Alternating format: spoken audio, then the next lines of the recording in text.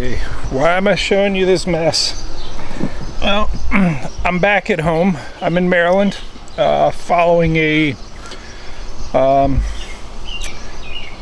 think about 9 day trip up to Michigan for the kayak adventure series. Did some filming. Actually spent one of the sessions, the afternoon session, with a local Adam in his competition, but also pre-fished. Although I didn't compete, so it wasn't really pre-fishing for me, but I fished with Drew and with Alex Rudd. Learned a few things on that. That's going to be an interesting episode. Before that, though, this coming Sunday's episode is actually in Minnesota. Had a 98-inch day on a tributary of the Upper Mississippi. Make sure you catch that one. That was at the tail end of my West Coast run, doing all these Boondocks dealer visits. I will tell you, if you appreciate my content, it is the best thing you can do to support me continuing to do that, is to consider buying a Boondocks product, because that's how I make my living. It's not by doing these videos. If that were the case, I would do more of them. But as it is, these fun adventures, the personal best up at Rorschach, the Upper Mississippi, and now some really fun videos that I've yet to edit for my trip to Michigan. Had about a little over 93-inch total the day after the tournament on a different watershed up in Michigan. We'll get into a little bit of that later. But let's talk about what I'm doing here.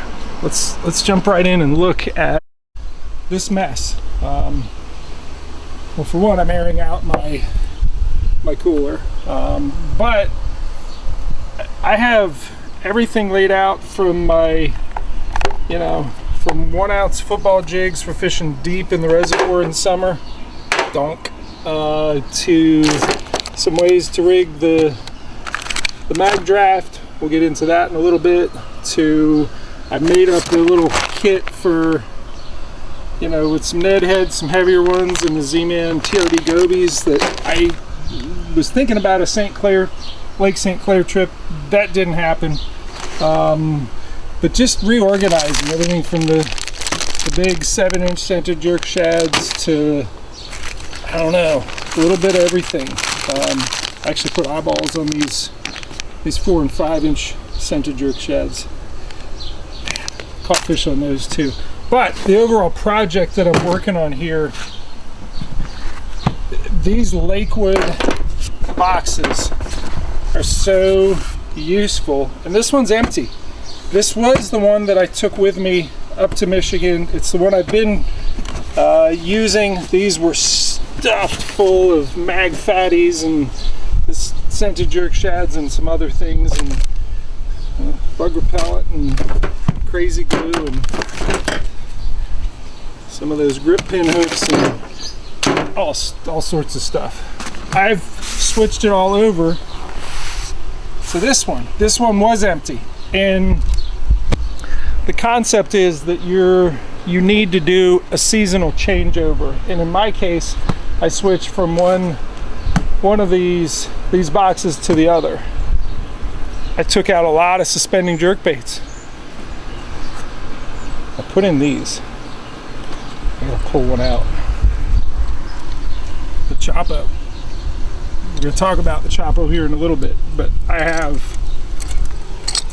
6 of them lined up, and they just fit. I say they fit. Trust me, they do.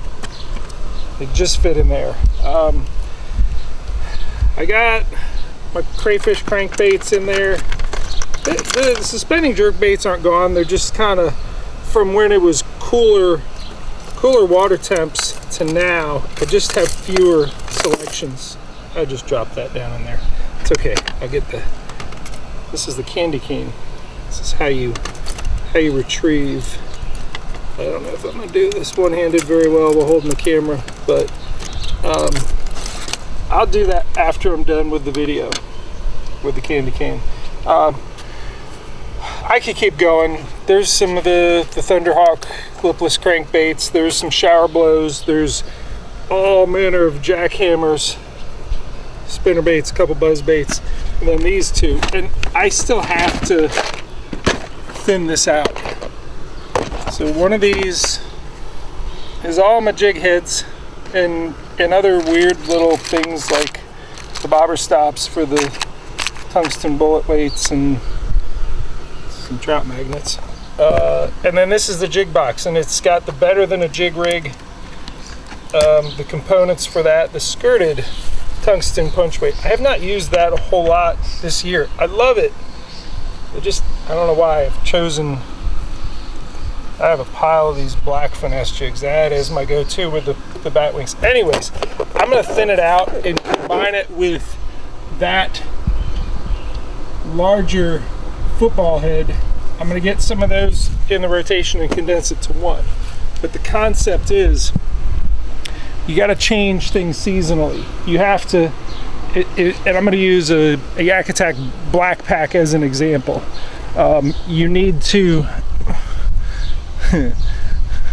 open the lid, dump it out, spread it out on your garage floor or wherever you're going to do it. Hopefully not, in the kitchen where your wife is in there doing some things on the kitchen table. But somewhere that's out of the way, that you can take your time. This is my space for it. Out the back door, this table. I do tackle crafting here. The point is, you lay it all out there, and you only put back into the box what you think you're going to use. Now it's middle of June. I still have things in here that I was winter fishing with. Some of those do double duty in summer. A lot of them don't. And a lot of things that I need to keep adding, putting in the pop shads, good summertime bait. I only had one pack of the billy goat. I had an amazing day on the Muskegon, numbers wise, lots of 15s with that bait. I only had one pack of them. Ooh. These I gotta kind of go through, what do they call these? Money bags, I think. It's hard to do this one-handed, but this is where all my soft plastics, and I've actually already kind of redone these twice this year, actually. Added in some things and took a lot of things out, so it's organization time. So I'm going to set this camera on the tripod, and we're going to talk about modifications that we're going to talk about the Choppo. We're not going to talk about the Whopper Plopper. Well, we're going to talk about the Whopper Plopper and why I'm using a Choppo now instead of a Whopper Plopper. But let me give my arm a rest, put this on the tripod. I'm going to show you the modifications that I'm doing to the Choppo and the rod that I'm throwing on it. That is critical because, well, we'll get to it. But it fights these treble hook fish really well. It's got that moderate action, and man, I guess they're liking the Choppo this evening.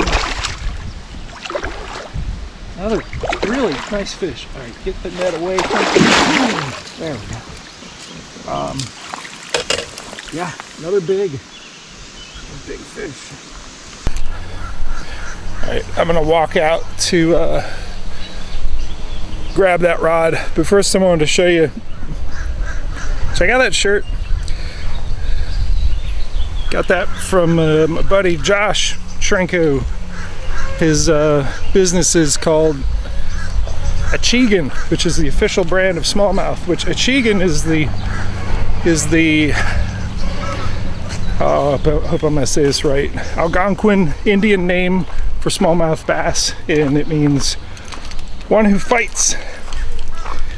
But I don't know, that shirt just spoke to me.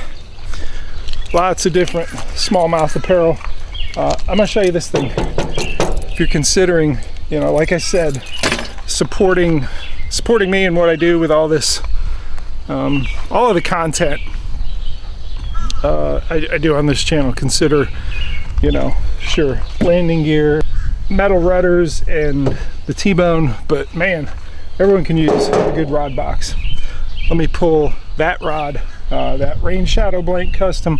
out of this, and we're going to talk about why it was so important in fishing the Choppo. This is it. This, I actually need more. I need another one of these because I have so many applications for this Rain Shadow Judge. All right, I have 3 Choppos, Berkeley Choppos here, rigged, I'm gonna say 3 different ways. Let's talk a little bit about the day I had with this one. So Alex Rudd was kind enough to put this in my hands because I was impressed with how he and Drew, the day that we all fished together, I caught numbers of fish with that billy goat. So they were on top water. You'll see that video in about 2 weeks, I think. Yeah. Crazy numbers on the Muskegon of 15-inch fish, and I was struggling to get anything big. They weren't catching as many, but they were getting the big bites on this bait. And I think what works about this bait is that it has such a hard big crashing, like I'm here entry, and everything looks at it, and the biggest smallmouth looks at it and says, I'm so mad at you, I am going to kill you. Hunger has little to do with it, I think it's anger. You elicit the anger, and it works. The problem with these though, and I actually filmed Drew losing a big fish, and there were some other losses. I was actually on the phone with him saying, hey, where did you go? Where are we headed next? Because we split up in this braided island type area. Really interesting marshy kind of habitat there on that part of the Muskegon. Anyways, and I heard him like, oh, no, lost another one jumped. These baits are great at getting bit by big bass. They're not so good at landing them, and I think a lot of it has to do with it. They have this heavy hammer to swing, and then they can leverage the hooks against each other. One of the things that I did with this immediately, Alex was kind enough to give me one because I'm fishing some other river the day after, just a solo trip, and I think I got to look back. I think it was somewhere north of 93 inches. Didn't start that way. They started with me throwing the mag draft and losing a lot of big fish on the beast hook, which is a whole other discussion about how to increase hookup percentage, and that thing may come into play. That's some later experimentation. But I immediately took the back hook off, and those of you who watched some of my crankbait videos from last summer are going to recognize this hook. I think it's the Pierce Ryugi spin hook, right? It's got 4 instead of 3, but that's not even it. It's just that this is a swivel. For this, there's a swivel in the shank, and when I catch crankbait fish on this, they can jump and do whatever they want, and they're not cheap, but they're absolutely worth having. So the spin hook helped for sure. Well, I'm going to cut to the chase and tell you that I hooked on that solo day. Absolutely had 17 fish hooked, and I landed 16 of them, which is a crazy high percentage for that style bait. Was it thanks to this? There was a couple fish I know that were hooked on that only, and I landed them, but the majority of them were hooked on this. And there's no leverage advantage there. What happens, I think, is they start twisting and it gets to the point where the treble hook folds inward and twists on that split ring, and it can't go any further. There's friction there. So a second option are these hooks from Savage Gear. So there's no swivel there. What is that? That little loop. That loop is braid. It's part of the hook. So I know there's some folks talking about you tie your own braid loop, and that definitely creates a leverage advantage. This Savage Gear hook is something that it comes that way. So I don't know. Is this going to help? I have no clue. I do have some concern that they're going to find their way to work out of that split ring. I have to watch it. In fact, I may switch these over to the split rings that are oval in shape. I do have some concern there that they would just rotate out, but it's an experiment. It's something I'm going to play around with to help with the leverage advantage. But fishing one that was stock minus the quad hook on the back, which we've said only, I think it only helped me with two of those 16 fish that I landed. So I would say for the majority of those fish that I successfully hooked and landed on the Choppo, with the standard, belly hook, it really comes down to this blank. It's a custom. It's the Rain Shadow Judge crankbait, and it's a moderate fast, 3/8 to 1 ounce. It's actually the first one. The blank that was the first one I came back to building my own rods. I did a bait caster with it, and it was my jackhammer rod. It does really good in that application, but I built one that was spinning for other applications, and I do use it for that 7-inch scented jerk shad, but it's really good with the larger treble hook baits. In fact, I think I want to build or have somebody else build a second one of these, because I keep finding myself switching, cutting off and retying different baits to this particular rod because it fights fish so well.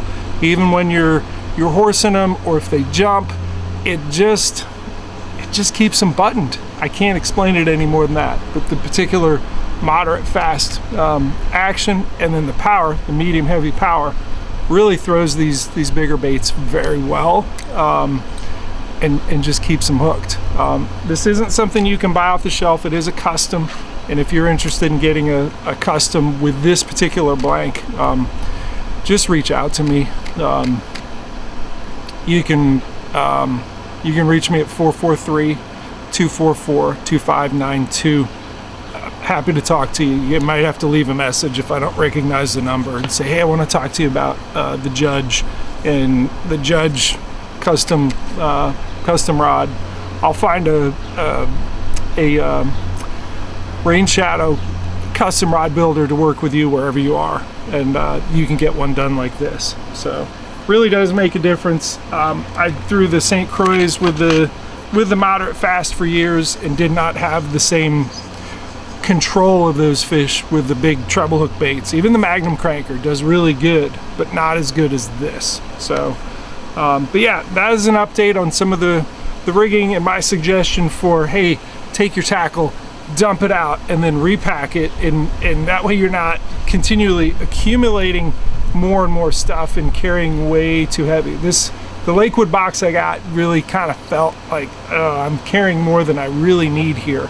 So seasonally, and mid-June's a good time to switch it all over. Get your summer stuff in there, put your spring stuff away, and do it again in the fall. And it'll keep you organized a little bit better, keep you so you're not so cluttered on the water, and you'll be efficient and definitely have the right supply of the baits you need for the summer bite. Thanks for watching. See ya.